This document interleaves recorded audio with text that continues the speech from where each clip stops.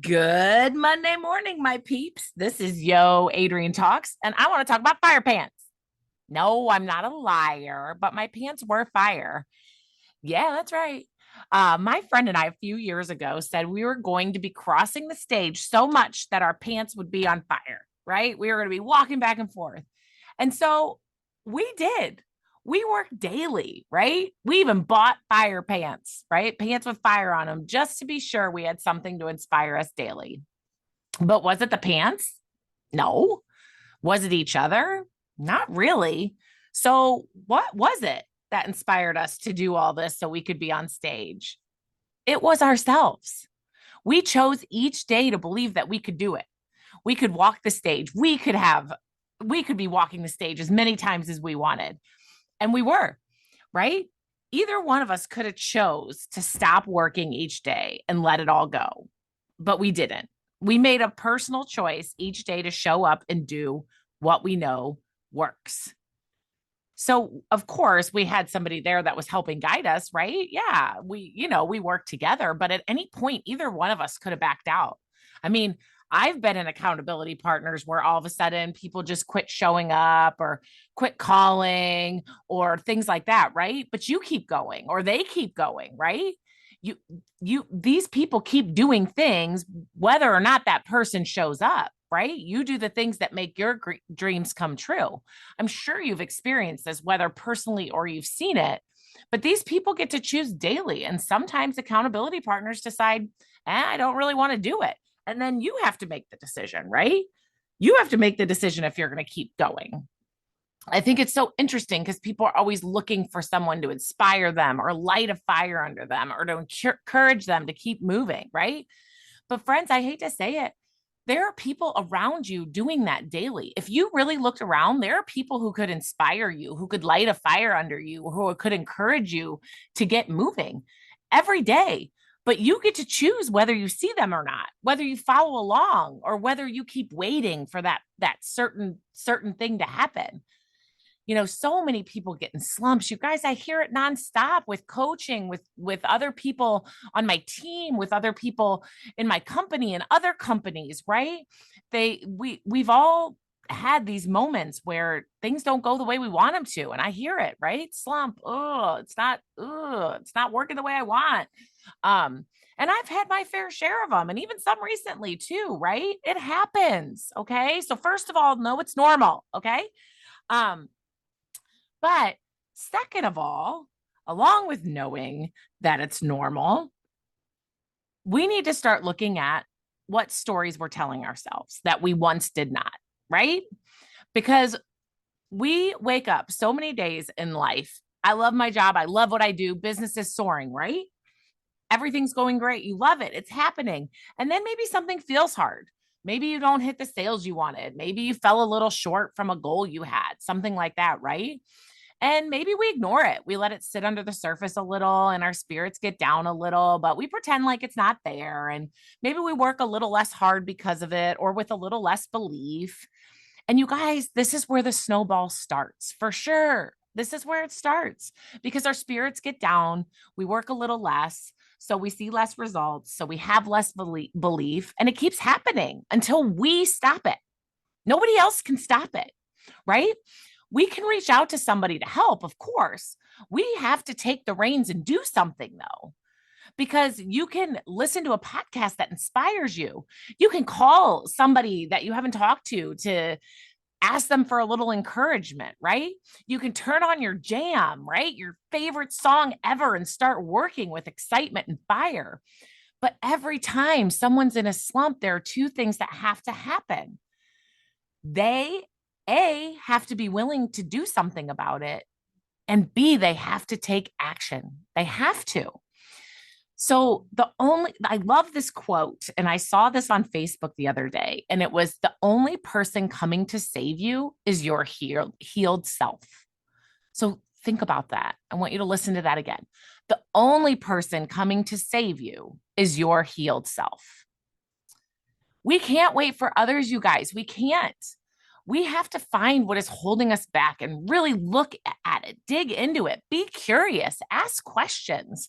I mean, it's just like if your friend were down, right? You'd be sitting there going, what's going on? Why are you not wanting to do this? What's happening here?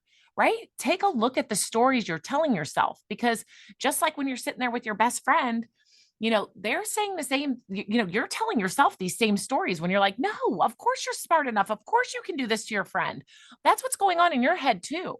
And that's why I'm saying you can tell your friend till your face is blue that they're amazing, but if they don't want to believe it, they're not going to, because the only person that can save them is them.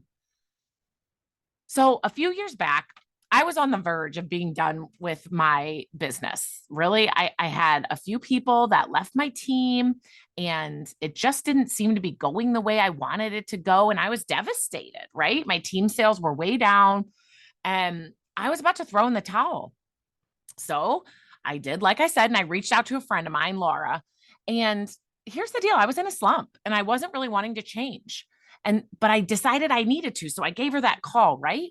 And she, of course, being the good friend that she was, said she would support me in whatever I chose, either way. But she asked me to think about what I loved about my business. That's it. That's all she said. So, you guys, as fast as people left my team, I started realizing that's how fast people could show up. And as fast as my sales or sponsoring might have gone down, they could go up, right?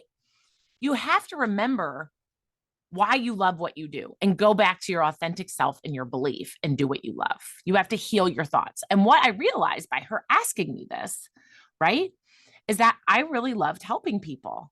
So in my head, I was telling myself that I was a failure and I was doing something wrong and I sucked and this wasn't working for me and all of that, right? These were stories I was telling myself. But at any point, I could change those thoughts and realize it had nothing to do with me, right? I could change those thoughts and realize I was a good leader and people get to make their own decisions in life. And as fast as people leave, people could come. And as fast as I grew my team once, I could grow it again, right? But really, I had to look at that. This is why there are therapists and life coaches, you guys, because you might need to talk about it. You have so many people get close to figuring out what's wrong on their own, right? They get started, but then this wave of emotions comes forward, right? Like strong, hard thoughts that we've been saying to ourselves for years. And the original moment when it started, it hurts, right? It hurts for us to look back and wonder why we created these thoughts. And we created these thoughts, you guys, to protect ourselves. So again, it's normal and it's okay. You were trying to protect yourself by saying like, hey, maybe it's easier to quit and walk away, right? So I really started to look at like why I wanted to quit. And I've always been my whole heart in or out, right? And I also don't really love competition with others, but I've always been super hard on myself and willing to compete with myself, right? So when I was down, my team was down and things were down, and I was not used to that. I was not used to being less than I was the year before. I look back at myself and my work ethic and my grades and my whole life. I always put my all into it. So I usually did better or the same, right? Straight A's or atta girls from my bosses. Like I always had those. So I hadn't felt this failure until I really started to think about it. And there were times I did. And instead of going through it, right, I just ran away. So I started to realize this was my tendency when I would have these things that I like. It was never grades, it was never my work, but I know in swimming I couldn't get myself to where I wanted to be. So I was just like, I just don't want to swim anymore. Was it really because I didn't want to swim anymore? I don't think so. I think it's because I wasn't beating myself anymore, which frustrated me. And instead of looking at it, I was like, that kind of hurts. I don't really want to look at failure, so I'll just run it the other way. Okay. So I had to start looking at this as a pattern, right? So I decided if I tried something else, could I succeed? Right? Could I go back to everything I loved? And instead of sitting here thinking what I created fell apart and I had failures, could I just say, this is a learning experience? This is something that I have to learn as part of the business, right? People come, people go in any business, doesn't matter. So I got curious. I reached out to a friend and I started to really think about what was right for me. You guys, I knew I loved my job. I knew I loved helping people get dinner on the table, which I thought was kind of a hard thing to do until I started this. I love watching people be excited about what they're eating and share it with their family. I love to help people make extra money. I love to help people believe in themselves by watching them succeed. If I ran away in that moment, I wouldn't be able to do any of that in this scenario anymore. Not only would I not be able to do it, I also realized I'd be doing the complete opposite. I would be running away from something I love just because I was a little scared. Yeah, that was not what I wanted to do. But I tell you what, I had a lot of tears I had to go through because I had to face all of this. I had to realize that my whole life running away was easier when I wasn't as good as I had hoped I would be or better than I was the day before. So I made a choice that day that I would keep going and I would share the love with others and what was meant to be would be. But I had to face that broken, scared part of myself, right? That part that didn't feel enough, that didn't feel like if I couldn't be better than I was yesterday, that I wasn't good enough, right? And nobody, you guys, nobody ever said this to me, and um, nobody would ever tell me either that that's the truth because it wasn't. It was just this story I created in my head, right? Um, and so I had to start changing those thoughts. I had to choose to be the leader I was the year before. I had to choose to think the thoughts that I thought then and know that these were other people's decisions and not mine to change or worry about. They have to make decisions that are best for them, and I have to make decisions that were best for me. So, you know what I decided, guys? I decided to put on my big girl panties and believe in myself and go back to doing what I love and take the pressure off myself. And eventually, the people who loved what I had to offer would show up. And guess what? They did. They showed up. So not only did I pull up my big girl panties, all of a sudden my pants were on fire, right?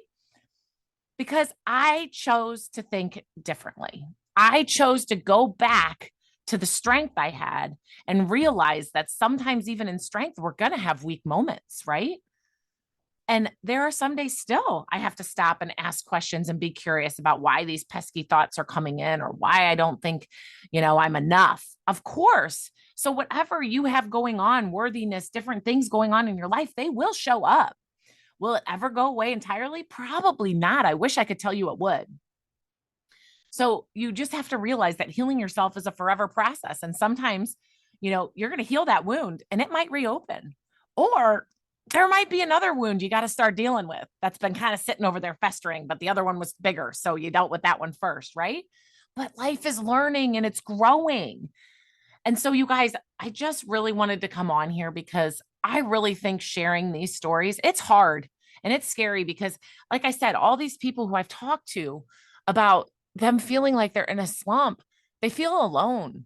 But you are alone in the sense that you're the one that's going to fix it. But there's other people who can just help you through it if you're willing to do it, if you're willing to reach out, if you're willing to work, and if you're willing to think differently. So I want you to keep learning and growing. I want you to reach out to those people, anyone who inspires you. I want you to keep doing what you love.